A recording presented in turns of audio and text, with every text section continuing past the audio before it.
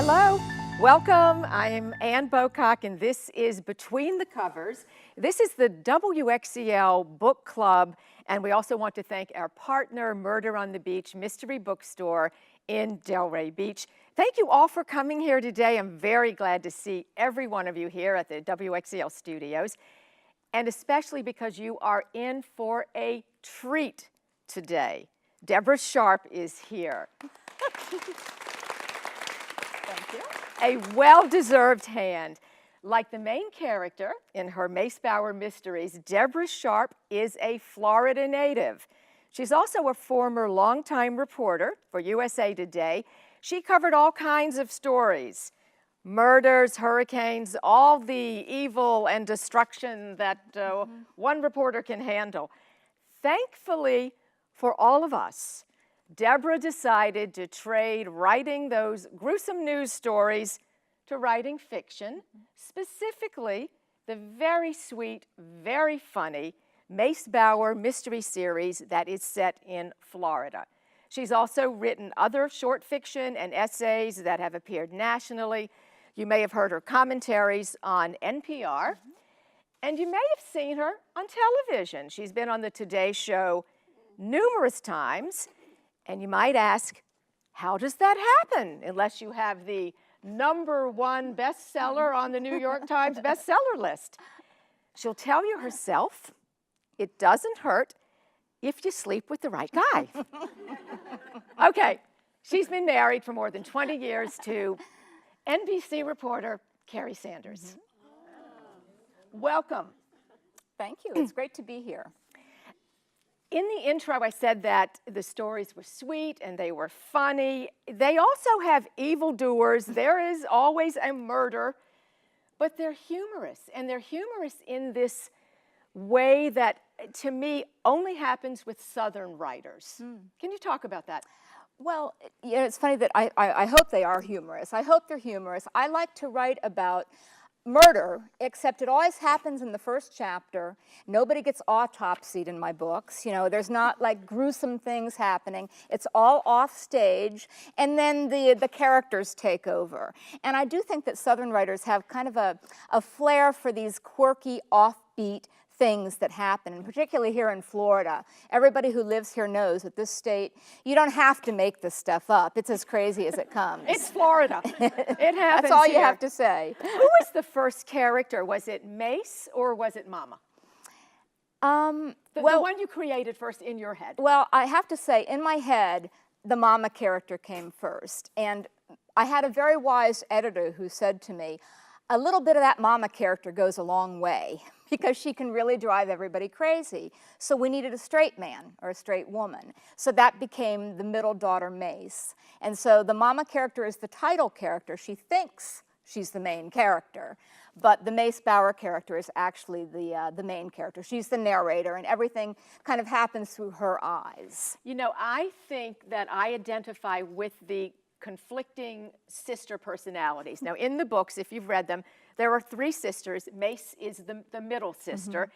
And maybe it's because I was raised in the South. I still have a very active Southern mother who, like Mama, hates the squabbles between the sisters. Tell me about that. Tell me about Mace being the middle child. Well, not coincidentally, I'm also a middle child, right? I mean, a lot of this stuff I do steal from my own life. I mean, my mother, for example, she likes to drink a little sweet pink wine, just like the Mama in the book. She gambles a bit with the Seminoles, and she drives my other 2 sisters and myself crazy. So a lot of that does come from real life. But I think that I'm glad you keyed in on the family relationships, because although I love the mystery, I love the puzzle of that, and I like hopefully entertaining people, I love the family aspect of it. How many of you have sisters? Just raise hands. Okay, I mean, you know what it's like. I mean, they know what buttons to push, right? But they also have your back. So I like the dynamics between the sisters. I think that is what makes the book so sweet, because you do have this family dynamic. And yes, it's fiction, the story isn't real, but the dynamic is real. Well, I hope so. I hope it comes across as real. I have people from all walks of life tell me, you know, I have a character in my family just like that mama character. Or my older sister is bossy, just like that character Maddie is in the book. Although my older sister, I've had to tell her several times, no, that's not you. And she believes me. They're going to ask for royalties. Exactly. There are 5 books in the Mace Bowers series so far. Mama Does Time, Mama Rides Shotgun, Mama Gets Hitched, Mama Sees Stars, and the latest is Mama Gets Trashed. That's and by trashed, we're talking about a big trash dump. Well, actually all the titles are kind of double meaning. So when you say trashed, you also, you know, she had a few too many sips of sweet pink wine to kick off the book. And that's when she manages to throw out the gigantic diamond wedding ring from husband number 5. So all the titles, so yes, there is a trash element, but there's also a trashed element. Mama and Mace tend to get into a lot of troublesome predicaments. Do you want to talk about some of them in previous books? Well, you know, it's funny because this is a tiny little town, a town that I call him or she. It's a lot like Okeechobee in the middle of the state, all sweet tea and barbecue and cattle ranches and rodeos. And it's like Okeechobee except smaller. And whenever I'm out in Okeechobee and I say that line, it's like Okeechobee except smaller, all the Okeechobeans say, is there anywhere smaller than Okeechobee? Right here, I made it up, called him or she. And, you know, it's, yeah, I mean, more stuff happens in this little tiny town than happens on the mean streets of Miami, right? I mean, all of a sudden... There's a lot of hanky-panky in that little town. A lot of hanky-panky going on, and there's, you know, a body turns up every book or so. So yeah, so let's see. In number 1, in Mama Does Time, you'll see on the cover, there's a hand coming out of the trunk of Mama's turquoise convertible. Well, she stops at a Dairy Queen to get a butterscotch dip cone, and all of a sudden has a fender bender, trunk pops open, revealing a body has been stuffed inside. Mama she cannot explain how it got there, so it ends up that she does a little bit of time until they iron things out. So Mace had to help her get out of jail on that one. The setting is as important as the characters, and you created an entire town. I did. You just made it up. Well, I did make it up, and I tell you, it sounds like that's really quite a feat, but it's actually the lazy way out, because if you use a real town, you're going to have readers writing you, emailing you, saying, Main Street does not intersect with Southwest 2nd Avenue. I don't know what you're thinking. You know, the whole book could be a Pulitzer Prize-winning book, and they would key in on that little detail. So this way I can use some elements of the real-life Okeechobee, like they all gather at Gladys's Diner, which really does exist, and, you know, the lake is there, of course, which really does exist, but a lot of the other stuff I've made up to have a little more freedom. Let's talk about this Florida, the real little Florida, which is not the Disney Florida, it's not the South Beach, Miami Vice Florida. This is the Florida you grew up in. Well, it actually is, and oddly enough, this Florida was on the coast when I was a little girl. I mean, my father's family settled the little town of Davie, which is rural Broward County. Some of you might know that. And when I was a girl, I rode my horse through orange groves and past cattle ranches, and all the place was natural, and it was wild back then. And now it's all strip malls and subdivisions and giant superhighways. So when I came to set the book in Florida, I realized I couldn't do what I wanted to do in South Florida anymore, so I had to move it up north a little bit. So this is a place that's still completely wild, and I mean, it is only 50 miles or so from the coast, but it is a whole different world. It really is. How many of you have actually been out to that part of the state? You should take a trip out there. Go to the livestock auction or go hang out at Gladys's, and you'll see actual cowboys coming in with their spurs and their hats. It's wild. Let's talk cowboys. Let's talk about this. The Cracker Trail. Yes. You rode the Cracker Trail. What the heck was I thinking? All right, let's explain what that is. Okay, book number 2 is Mama Rides Shotgun, and it's set on the Florida Cracker Trail ride, which is an authentic ride. It happens every year. And when I was a journalist, I went out one afternoon, and it was the inaugural ride, so that was 20 years ago. More than 20 years ago. And even that day, I thought to myself, you know, the cattle are all in this pasture, and there's these oak trees hung with you know, with Spanish moss, and there's fog, and you can just barely see the cattle in the distance. And I thought, boy, this would be a great setting for a murder mystery. 20 years later, I remembered.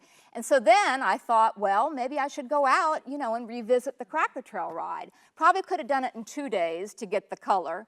I did it for 6. Woo. Right? 120 miles across Florida, 6 days in the saddle, and we actually had a freeze that year in Florida. The water in the cattle troughs froze. So there I am, and I'm doing it old school. I've got a pup tent, and I'm sleeping in a sleeping bag on the ground, because I'm doing it like the Mace Bauer, this tomboyish, independent outdoors woman would be doing it. And then I look around me, and people have got big RVs, and they're watching satellite TV, and there I am like an idiot. You know, the first night my tent, we had a storm. The tent actually blew out of the place where we were sleeping and into the cattle pasture, spooked all the cattle. Horses are, you know, neighing, and it was just like, oh my God. I really drew a lot of attention of the wrong kind to myself. But I wrote it. I rode the ride. Nobody will accuse you of not doing the research for the book, but very little of that sounds attractive to me, I have to say that. Well, actually, I rode every afternoon. The man who was photographing the ride would let me ride in the morning, and then in the afternoon he'd take over after he'd done some photographs. And they put me in a wagon that was drawn by mules. And you're sitting on a hardwood floor, and it's like this the whole time. And I'm thinking the horseback riding was actually easier than that mule wagon. So yeah, so it was not easy. My hindquarters didn't recover for a couple of weeks afterwards. My guest is Deborah Sharp. She writes the Mace Bauer series. The latest in the series is Mama Gets Trashed. Mace herself is a very cool character. When you read it, she's fearless. So how much of Deborah Sharp is Mace? Well, Mace is the idealized Deborah Sharp. Mace is the me that I would be if I were 20 years younger, 5 or 6 inches taller, a lot stronger, and you know, really fearless. I mean, I love nature. I go out and I walk in these nature paths, and I can spend the whole day out looking at birds and watching the sandhill cranes fly over. But I like to sleep in a bed, yeah, and have a nice hot shower. And Mace, it wouldn't matter to her. She could spend all the rest of her life out in the woods. She does have one fear, and I think it's a fear of commitment. Right. I mean, you've written these books, and every one she gets closer to this gorgeous guy. He cooks. I mean, he's wonderful. He's wonderful. And what's with her? I don't know. You know, I had to give her a fatal flaw, because you don't want to make your characters too perfect, because you want people to be able to empathize with them. And if she were just a strong, wonderful woman who's then lucky in love too, we'd all hate her. So I wanted to give her something that I think a lot of people, a lot of men actually suffer from. And because she's such a masculine character, I gave her that failure to commit, that fear of commitment. And I just love that about her. So I do keep getting them a little closer. That's part of her arc. She opens up a little bit, and she's getting a little closer, but not quite close enough yet. I'm just saying, not all men are that patient. True. I have to say, though, my husband, who is such a big ham, every time we'll do a book signing, if he's able to come, he'll always plant a question in the audience, and they will say, I understand that gorgeous detective character was based on your own husband, Carrie Sanders. And I'm saying, yes, Carlos Martinez, hot Latin hottie. Yeah, he was based on Carrie. Believe whatever you want, you know. No. Here is one thing I love, and that is you changed careers, and you did so successfully at the age of 50. And that takes some kind of courage. Yeah. Well, you know, it did actually, because I had a good career as a journalist all those years. I mean, it was a lot of fun. I ran all over. I did all the big stories of the day, you know, the terrorists living among us, the presidential meltdown, as many of you might remember here in Palm Beach County, you know, serial killers stalking children. And I had great, you know, front page access in USA Today. A lot of my stories, because of the quality of the news here in Florida, would run on the front pages of USA Today. But I just got so sick of being that person who shows up, and this would be me. Hi, I know a tornado has just blown through, or a serial killer has killed everyone you hold dear, but tell me, How do you feel? Didn't want to do that anymore. And so I started doing these books that are just a lot more fun to make people laugh, hopefully, than show up on the very worst day of someone's life.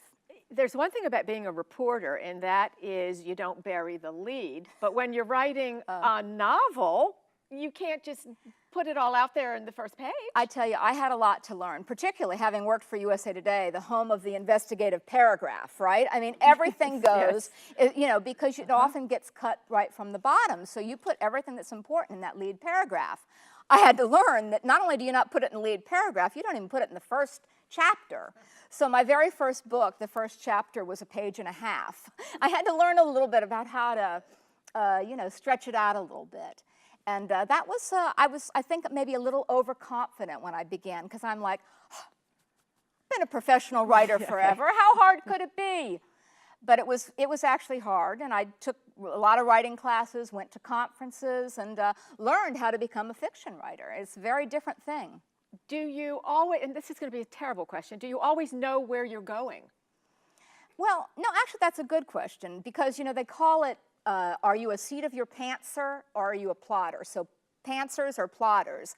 I am definitely a plotter. I have a 35-page outline before I even sit down to write the first chapter.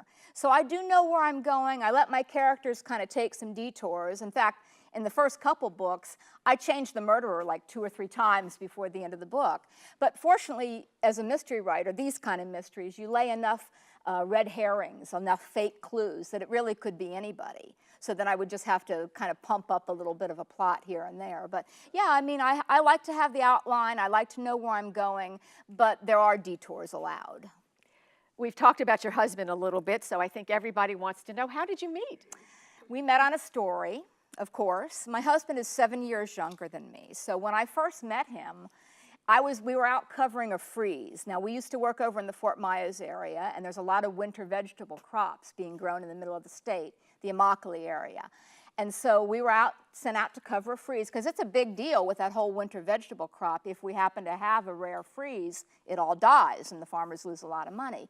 So there we are. It's like 5:30 in the morning, waiting to see if the peppers are going to pop, you know, in the morning. And he kept talking to me, and I'm like, oh, this kid is so cute, you know. This cub reporter is so cute. But I had this typical print journalist snobism about TV guys. I would be, no offense, Ann, but I'd be like, oh yeah, those people show up, they put on some makeup, and they read somebody else's script. And so I was not at all interested. Well, this guy, if you've ever seen him on TV, you know he's very persistent. So he just kept after me and after me. Finally, he just wore me out. And I said, fine, I'll go out with you. First date, I went to pick him up. He lived with his grandmother. So yeah, he's come a long way. He's come a long way. You could live anywhere, really, with his job and what you do. You could live anywhere, but you choose Florida. Yeah, well, Florida is my home. I am a Florida native. Any other natives in the house? No, never a single hand. There never is. I'm as rare as the endangered Florida panther, you know, never a hand goes up. But I love Florida, and my mom, God love her, she's 99. She's still kicking, so I kind of feel connected to this area. You are connected to this area. Yeah. Does it feel strange being on the opposite end of the microphone, as it were? That took me a while to get used to. And when I do book signings, I often come in, and I did a little bit of that this morning, just to talk to people and ask a few questions. I feel so weird. Like, why are they interested in me when people are asking me questions? I want to ask questions about you or you. So yes, that does still feel a little strange. Well, I want to ask questions about what I see down here. I know. Tell me what this Well, is. I was telling Ann, I bring props, okay? Because my husband, he told me a few things when I first started doing these kind of public appearances, because I was a print journalist. I didn't even know how to put on makeup, okay? I mean, it was all stay in the background. Don't open your mouth. Just watch and observe what happens. So he first said, you know, we're going to put you on camera and I'll see how you do. So my very first attempt at trying to do a book signing was the book. I'm going to be reading a book, but I won't say a word because I'm afraid to look at anybody. And he's like, okay, first of all. And then he said, use props. If you're nervous, you can hold something up. So Ann asked about this. Now, how many of you have been to one of my book signings? I know there's a couple of you here. All right. I tend to dress the part, and I have to channel the mama character because I'm very shy, believe it or not. But when I channel this mama character, and so this one was for Mama Gets Hitched, and I ran around for 6 weeks with this idiot veil on my head and wearing a tacky wedding gown, too, at some of my book signings. And so in Mama Gets Hitched, she's tying the sacred knot of matrimony for the 5th time when, even before they pass the first pig in a blanket, somebody ups and kills her wedding caterer at the VFW hall. Oh. So what is a bridezilla to do? So I learned after that book, that was book number 3, I think. And so I learned that this thing weighs, believe it or not, about 5 pounds because it's just, it's got pearls and flowers and 5 pounds of tulle. So by the end of that book tour, this was my neck. I was like, yes, it really hurt. So my props got less and less heavy. But there's little that you won't do. No, I will do anything. I have no shame. For this book, yeah, there is a photo of you in this giant trash can. Yeah, you should have seen the test period at the Home Depot. My husband and I went to the Home Depot to see what trash can I could fit in, and I'm telling you, after 50, I know all of us know, get a little spread down here. So I'm looking at a nice slender trash can. No way, not in crouch down. So we're pulling out cans in the Home Depot aisle, and I'm climbing in them, and he's like, okay, I don't think that one's that one's not high enough. And the people at Home Depot are like, what is he going to do to her? I don't know. So yes, I will do a lot. I will do a lot. But I bring along a few props about Mama Gets Trashed. Show Would you us. like to see we some would. of them? Okay. Well, the first thing I do when I try to get into, characters, I bring along wardrobe. So here's Mama's big giant diamond ring. This is the one she tosses out unintentionally with the trash. Mason her head off to the dump to try and find this ring. They find the ring, believe it or not, but they also find something they wish they hadn't. Scantily clad body of librarian Camilla Law. So the whole town of Himmershey is scandalized, not so much because of the body, because I've had a few of those before, but because of the way poor Camilla had been done up before she died, wearing sexy black leather, stiletto heels, complete with what looked like a dog collar around her neck. And this is the librarian. This is the librarian. So there's foul play and fetish wear in Little Himmershey, Florida, you all, and Mama is blushing 50 shades of pink. All right, so I've got her ring. One other thing I always do, I hope this isn't a blue, this is Mama's favorite sweet pink wine in the to-go box, so I always pour myself a little tiny bit, maybe a little more. Have a couple sips of that. And get into the character. But you only brought 1 glass. I did. Well, if you could taste that, you would not want any more, believe me. Mama doesn't have very good taste in wine. And I also bring along, now I won't read, but sometimes I do read, and I bring along this. Because remember, they're in a dump. And so at one perfect moment in the story, there's a rat that runs over the toe of Mace's boot. And I bring that out, and the ladies in the front row often scream, and that really makes my day. So, so no, there is nothing I won't do to kind of get some attention. It helps to be in costume. It does, and especially in the beginning. No one will believe it now because I really do look like a ham, but I was terrified. If I was at Barnes & Noble or Borders, I would go in the bathroom and throw up before I had to speak. And so Kerry really did help me, honestly. He said, bring the props, it'll distract you from you're on stage. And also the one thing that I do, if anybody else is ever fearful of public speaking, is I meet people before I talk. And that way I've got some friends in the audience. So I do feel like I have some friends here today. Will there be another Mace Bauer book? Ooh, that's such a good question. And where's the answer? Well, this is the thing. I think that my publisher is very interested in another Mace Bauer book. And I know I've got a lot of readers who ask me, when is it coming? When is it coming? But I honestly started at age 50, and I said, I want to see if I can write a mystery, one mystery. I blinked, and 5 years later, I had 5 books and a very demanding career. And I'm kind of thinking, well, now I'm 60. Maybe I want to slow down just a little. So I'm reevaluating. Okay, I'm just saying because this could come in handy. Oh, yeah? In Mace's, I know. In her life. Yes, I know. Everybody wants Mama to plan Mace's wedding, which would be a disaster, but would be so funny. Oh, it would be such fun, such fun. Do you write every day? When I'm writing, no. Not even, no, I'm lazy. I really am. I love hearing I'm kind of that. a slacker. I know you all must remember, because I love this show, but you remember Murder, She Wrote with Jessica Fletcher? Yes. And you used to see her riding her bicycle along the coast, and every once in a while she'd solve a murder, and then maybe every once in a great while you'd see her writing. That's kind of like my ideal of a writer, but I am very fast, so if I would let it go and let it go, then I can get it done really quickly at the end. Well, we are so thrilled, number one, that you changed careers and that we got to know you in this setting because we adore the books. We adore the character. Thank you. Mama is such a treat for all of us. And you've been such a delight Thank to you. have here in between the covers today. My guest, the delightful Deborah Sharp, author of the Mace Bauer Mystery Series, the latest book, Mama Gets Trashed. Thank you. Thank you so much.